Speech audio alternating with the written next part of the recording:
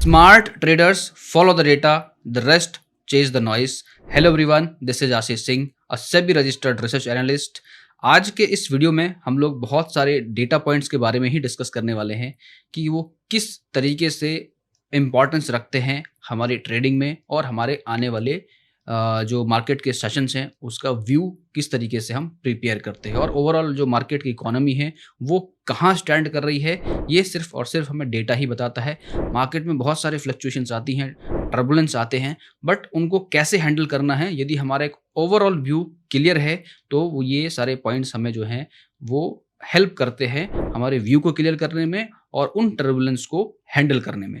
तो let's start one by one all the data points we are going to discuss. So let's start with the first one. तो सबसे पहला और important factor है जो सभी को बहुत ध्यान से देखना पड़ता है, because that is also called as a fear index. तो सबसे पहला इंडेक्स हमारा, हम बात कर रहे हैं विक्स इंडेक्स की। तो इंडिया का जो फियर इंडेक्स है वो कौन सा है? वो है इंडिया विक्स। यूएस का फियर इंडेक्स कौन सा है? वो है यूएस विक्स, राइट। तो जो यूएस का विक्स है और जो इंडिया विक्स है, दोनों को यदि हम देख रहे हैं तो इंडिया विक्स भी ऑलमोस्ट 22 से लेके अभी का करंट देखो आप स्क्रीन पे मेरी, तो ऑलमोस्ट 16.5 के आसपास यहाँ पे दिख रहा है आपको 16.5। तो काफ़ी कूल ऑफ हुआ है। बल्कि यदि हम यूएस के विक्स की बात करें तो यूएस विक्स जो है आपको दिखेगा क्रैश। लास्ट डे वहाँ पर ऑलमोस्ट 3.3% का क्रैश है। ये 25-26 से लौटकर 17.24 के आसपास है। तो ऑलमोस्ट ये कल एक क्रैश हुआ था। तो ये क्या है कि ये दर्शा रहा है कि मार्केट जो है काफ़ी स्टेबल होता हुआ नज़र आ रहा है। और इस स्टेबिलिटी की वजह से आप देखोगे मार्केट में जो है, जो इंडियन मार्केट के पॉइंट ऑफ व्यू से हम लोग पूरा एनालिसिस कर रहे हैं, तो इंडियन मार्केट में हम देख रहे हैं कि जो FIDIs की जो एक्टिविटी है वो लगातार बढ़ती हुई नजर आ रही है। Even you can see it here कि जो 16 मई को 8,831 करोड़ की जो है पंपिंग हुई है, यानी इंडिया में ये इतना इन्वेस्ट हुआ है।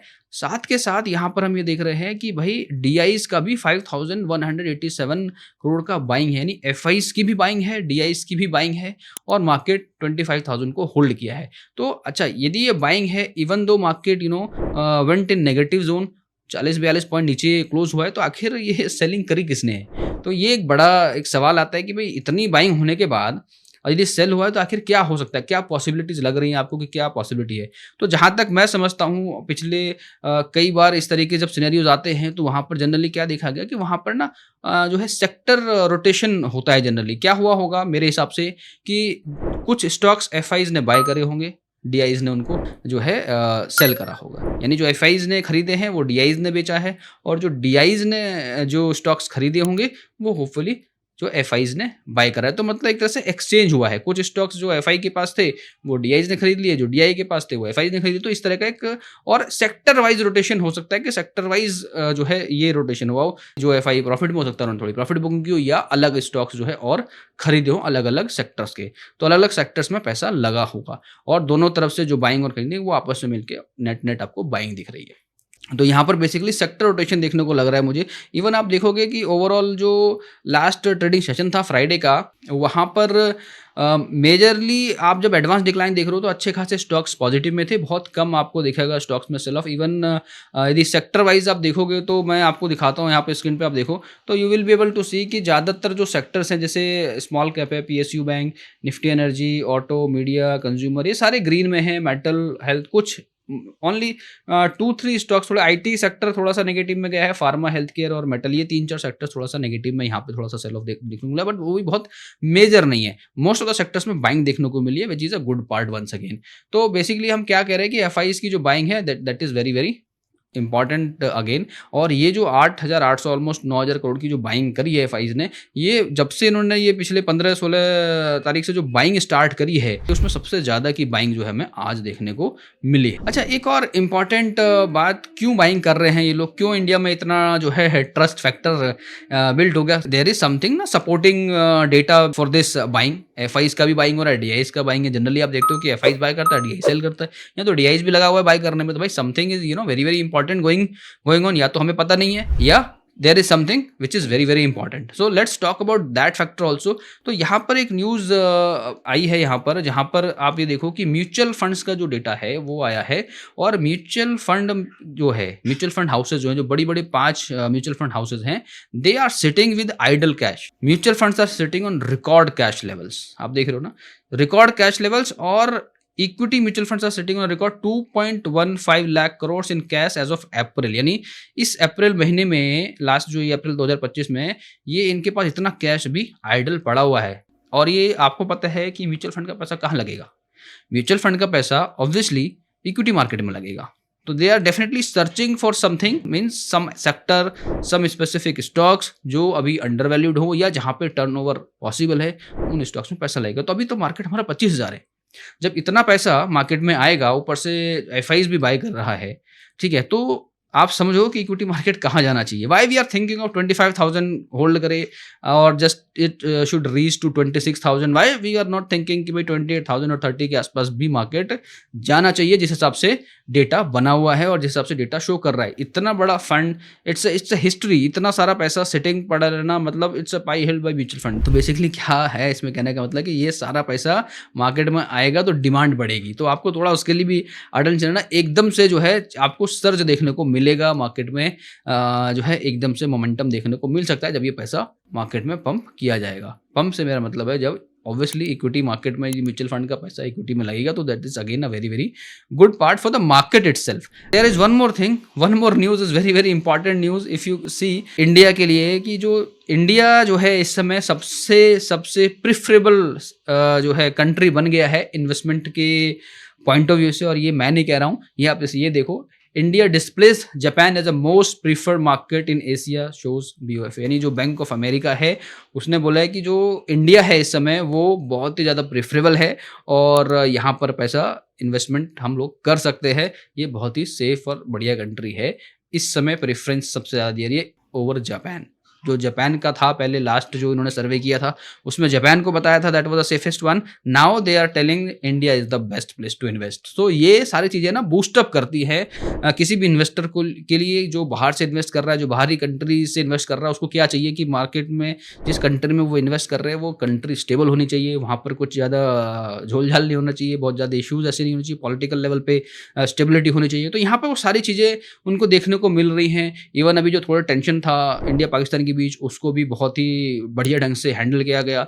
There was very less dent in terms of Indian economy, और कुछ भी ऐसा हमें बड़ा मेजर इम्पैक्ट इंडिया पे देखने को। ऑब्वियसली पाकिस्तान को तो बहुत बड़ा नुकसान हमने पहुंचाया है, ठीक है, उसके बारे में हमने बहुत सारी बातें की है। तो ये सारी चीज़ें जो है ना इंपॉर्टेंस रखती हैं और जिसकी वजह से जो हमारी रेटिंग है वो काफ़ी उसमें सुधार देखने को मिला है। तो ये बहुत बड़ी बात है, ठीक है, कि इंडिया एक प्रेफरेंस कंट्री बन गया है अमंग्स इन्वेस्टर्स। सो और पैसा आने की बात है, और इससे म्यूचुअल फंड पे जिन पास जो इतने पैसे के साथ बैठे हैं उनको और बूस्टअप आएगा कि भाई यहाँ पर भी बाइंग की जा सकती है। 25,000 के आसपास है, यानी जहाँ पर ही 52 वीक हाई के आसपास जो स्टॉक्स होंगे और अंडर वैल्यूड होंगे, वहाँ पर आपको बाइंग देखने को मिलेगी। अभी जैसे सेक्टर, डिफेंस सेक्टर देख लो थोड़ा बढ़िया कर रहा है, इसमें और पोटेंशियल लग रहा है कि भाई और ज़्यादा ये कर सकता है। डिफेंस सेक्टर में हम देख रहे हैं कि जो अपना जो ब्रह्मोस है वो काफ़ी लाइमलाइट में, अभी बहुत सारी कंट्री उसकी डिमांड में कर रही हैं। तो हम we can be next exporter for defence equipment. If that happens तो इंडिया के लिए बहुत अच्छी बात होगी और इंडिया ग्रो करेगा। तो ये सारी चीज़ें बहुत बहुत इंपॉर्टेंस रखती हैं, और अभी हमने हाल ही में प्रूव भी किया है कि ये कितना पावरफुल अपने पास जो मिसाइल है कितनी पावरफुल है। So everybody knows about it, right. हो सकता है कि नॉर्मली न्यूज़ में वो सब चीज़ें उतनी ना तौर पे दिखाई जा रही हूँ कि भाई कितना डेंट हमने पाकिस्तान को पहुँचाया, बट एक्चुअल सिनेरियोज में लोगों को पता है कि इस ब्रह्मोस ने कितना नुकसान उसको पहुँचाया है। That is why it's in limelight. So ये एक इंपॉर्टेंट बात है। बहुत सारे डील्स भी हो सकती हैं आगे देखने को मिले, तो डिफेंस सेक्टर में काफ़ी जो है हलचल देखने को मिलेगी। साथ के साथ रेलवे सेक्टर भी है, जहाँ पर अभी मुझे लग रहा है कि वहाँ के जो स्टॉक्स है वो काफ़ी अभी उसमें बहुत ज़्यादा उछाल नहीं है, but that can come. Even जो हेल्थ सेक्टर है वहाँ पर भी आपको उछाल देखने को मिल सकती है ना। Pharma sector I am talking about, auto sector में भी हमें थोड़ा सा टर्न अराउंड देखने को मिल सकता है। तो ये 3-4 स्टॉक्स हैं जो काफ़ी आपको ध्यान में और रखना चाहिए। इसमें जो अंडर वैल्यूड स्टॉक्स हैं उन पे आप फोकस बना के रखो। कैसे स्टॉक्स को सिलेक्शन करना है इसके बारे में हम लोग कभी नेक्स्ट वीडियो में डिस्कस करेंगे इसके बारे में। बट अभी हम बात कर रहे हैं कि ओवरऑल इकोनॉमी कैसी है। तो अभी यूएस के एक और डेटा पॉइंट पे हम लोग बात करेंगे जो है होलसेल इंडेक्स का जो डेटा, जिसको बेसिकली हम PPI index, the producer price index की जो बात करें, वहाँ पर जो है डिक्रीज देखने को मिला है, विच कैन लीड टू जो जो इन्फ्लेशन है वहाँ पर उसको वो कम करता हुआ नजर आ रहा है। हो सकता है कि इससे जो है एक प्रेशर बने फेड को कि वो रेट को चेंज करे, जो इंटरेस्ट रेट है वो चेंज होने पे उसमें जो है ये जो डेटा है ये सपोर्ट करेगा कि जो फेड जो है अपना रेट जो है कम करे। और यदि वो रेट कम होता है तो again that is boosting for the market. And जो जो पीपीआई का जो डाउन है, ये इससे इन्फ्लेशन ऑल्सो, आपका जो पीपीआई का जो डेटा है इससे इन्फ्लेशन जो है नीचे जा रहा है। तो ये क्या कर रहा है बेसिकली, ये जो यूएस में रिसेशन की जो बात चल रही थी उसको कहीं ना कहीं ये नल एंड वाइड कर रहा है कि भाई इस तरह का डेटा आया है, जो इन्फ्लेशन रिड्यूस हो रहा है, तो उससे क्या है कि जो रिसेशन है वो लग नहीं रहा कि आने वाले टाइम पे अभी यूएस में किसी तरह का कोई रिसेशन आने वाला है। तो ये again boosting things in the market, और इन सब चीज़ों की वजह से हमने देखा भी भाई जो है विक्स की वजह से भी, और पूरा ओवरऑल जो मार्केट है, जो ये डेटा वहाँ पर आया है उसकी वजह से क्या देखने को मिला है कि यूएस का जो मार्केट है वो भी रैली करा है। डाउ जोन्स भी आप देखोगे ग्लोबल इंडेक्स एक्चुअली में डाउ जोन्स ऑलमोस्ट 300 पॉइंट्स के रैली के साथ क्लोज हुआ है। एस&पी ऑल्सो 41 पॉइंट जो है अप है। नास्डेक 98 पॉइंट से अप, यानी पॉजिटिव ही ओपन हुआ है। हालांकि देखो नास्डेक में एक थोड़ा सा एक नेगेटिव न्यूज़ है इसके लिए, वो मैं आपको बताऊंगा। यदि कि भी जो मेटा का एआई मॉडल था जो थोड़ा सा डिले हुआ है, जिसकी वजह से जो मेटा का जो स्टॉक है वो कुछ डाउन था लास्ट ट्रेडिंग सेशन में। इवन अमेजोन भी थोड़ा सा डाउन था, जो नास्डेक को थोड़ा सा प्रेशर में डाले हुआ था। जो टेक्निकल सेंटीमेंट है ओवरऑल मार्केट का, हमने इंडिया में भी देखा कि जो इंडियन टेक्निकल स्टॉक्स हैं वहाँ पर थोड़ा सा प्रेशर देखने को मिला, बिकॉज ऑफ कि नास्डेक जो है थोड़ा सा प्रेशर में, जो न्यूज़ हैं वो प्रेशर में, एक्सपेक्टेशन थी कि ये सारी चीज़ें हो सकती है। इवन एक और जो थोड़ा सा अमेजोन के लिए ड्रॉबैक है कि डोनाल्ड ट्रंप ने, जो यूएस के प्रेसिडेंट हैं, उन्होंने जो है जो $800 से नीचे का जो पैकेज है उस पर टैक्स लगाने की बात की। पहले ये ड्यूटी फ्री हुआ करता था, उस पर टैक्स लगाने की बात की। तो अमेजोन के स्टॉक्स पे इसका एक शॉर्ट पीरियड ऑफ टाइम पे इसका एक इम्पैक्ट है। तो ओवरऑल ये थोड़ा नैस्डैक को थोड़ा सा, यानी जो आईटी सेक्टर है उसको थोड़ा सा प्रेशर में डाल सकते हैं for the time being. But overall यदि बात करें तो ये देख ही रहे हो, डाउ जोन्स पॉजिटिव में है, एस&पी पॉजिटिव में है, नैस्डैक पॉजिटिव में। थोड़ा सा इम्पैक्ट, स्टॉक स्पेसिफिक इम्पैक्ट पड़ा है उसमें, बट ये इससे कोई बहुत बड़ा जो है इम्पैक्ट देखने को नहीं मिलेगा। इवन गिफ्ट निफ्टी भी देखोगे, जो लास्ट क्लोजिंग है वो पॉजिटिव में 37.50 का क्लोजिंग है पॉजिटिव में, विच इज़ गुड साइन। थोड़ा सा ये सारी बातें हमने, देखो इतनी सारी अच्छी अच्छी बातें कर ली, तो थोड़ा सा कुछ बैड न्यूज़ भी तो होगा मार्केट में जिसको हमें देखना चाहिए। तो कुछ चीज़ वैसी भी है जो मैं आपको बताऊंगा जिस पे हमें बहुत ही ध्यान से और फोकस रखना है।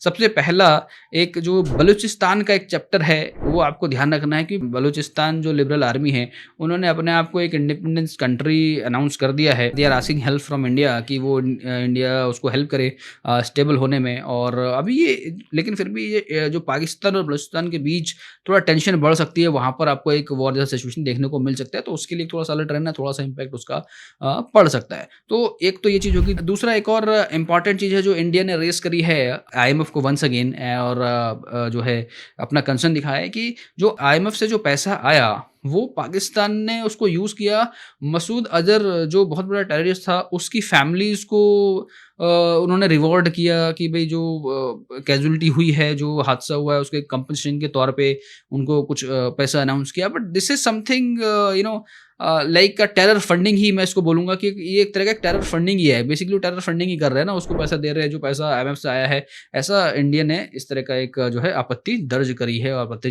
जताई है कि भाई ये तो डायरेक्टली एक तरीके से टेरर फंडिंग हो गई। इस पैसे का इस्तेमाल जो है वो इस तरह की एक्टिविटीज़ में, टेरर एक्टिविटी में किया जा सकता है। ये एक कंसर्न हमारे जो रक्षा मंत्री हैं राजनाथ सिंह ने दर्शाया है। बट उन्होंने बहुत कड़े शब्दों में ये भी बयान दिया है कि इन केस एनीथिंग हैपन्स, कुछ भी एक एक्शन ऐसा लिया जाता है पाकिस्तान की तरफ से, so that will be treated as a war kind of situation, we will resume once again. ये एक शॉर्ट टाइम रिलीफ है, हमने एक तरीके से एक शॉर्ट टाइम के लिए चीज़ें शांति बताई हैं, बट हमारी तरफ से बहुत ही स्ट्रिक्ट और चेतावनी है पाकिस्तान को लेके कि यदि उसने कुछ भी ऐसी हरकत की जो इस बार उसको सहन नहीं किया जाएगा, और it will be like a war kind of situation, we are ready for that.